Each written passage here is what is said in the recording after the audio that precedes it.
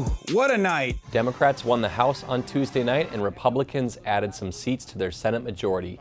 Here are some winners and losers. Thanks, Washington Post. I'll take it from here. The number one loser, as always, was a representative democracy as Republicans picked up 3 additional Senate seats, despite the insane fact that 9 million more Democrats voted for Democratic Senate candidates, which is awful since this gives that evil turtle Dick McConnell an even wider margin to push terrible Republican policies like cutting Social Security and melting poor people for biomatter. Just don't forget that there are absolutely more Democrats in this country than Republicans, and that inequality is built into the Senate, which is why half the country's senators represent only 16% of the population.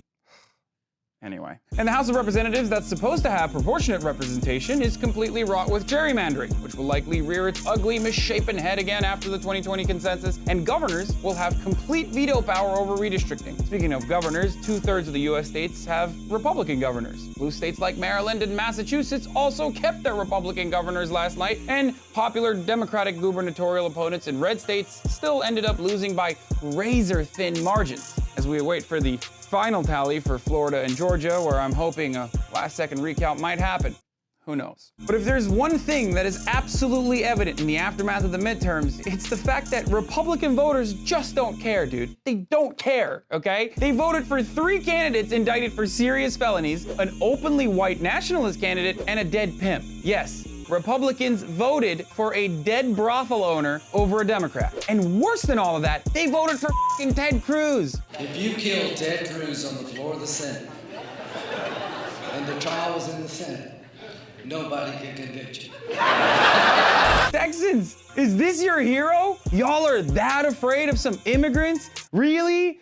Come on, Ted. Imagine voting for Ted Cruz. Like, even his family doesn't want to vote for Ted Cruz. But of course, the fragile babies over in Texas were like, nope, there's a caravan coming in and we need a strong Zodiac killer to eat all the Hondurans. I would love to find out how many Texas decisions were swayed by this Honduran caravan, which no one will care about now that the midterms are over. But there are a few other important things to mention here, okay? Beto O'Rourke ran left and almost took down the incumbent Republican hobgoblin. Ojeda ran left and performed 20 points higher than Hillary did in West Virginia. The Colorado baker, who refused to bake a gay cake, will now have an openly gay governor, which is awesome. And there was good moments for diversity. The first 2 Muslim women elected to Congress, the first 2 Native American women, and we also could see a record number of women elected to Congress.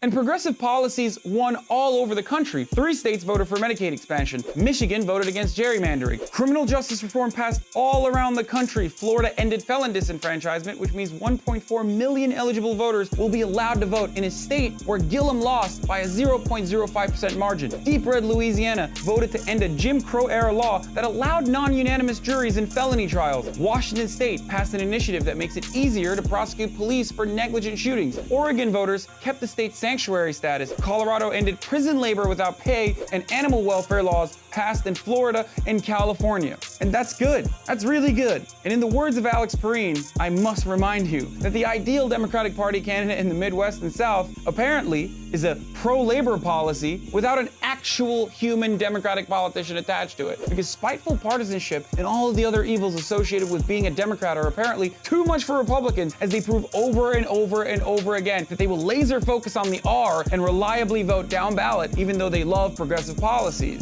I don't mean to beat a dead pimp here, but the point bears repeating. The only way to combat right-wing nationalism is with genuine left-wing economic populism. Not whatever the Nancy Pelosi was talking about last night as far as like bipartisanship goes. A Democratic Congress will work for solutions that bring us together, because we have all had enough of division. I'm Hasan Piker. Please share this video with your friends and leave your thoughts on what the Democrats should do next in the comment section below. I'm also live on Twitch every day at 5 p.m. Pacific, so join me there. And if you'd like to help TYT, please join our membership at tyt.com/Hasan. There's a competition going on, and I need to defeat everyone else, including Jank. And this has been The Breakdown. Want to see more videos like this? Well then, subscribe to the TYT channel below.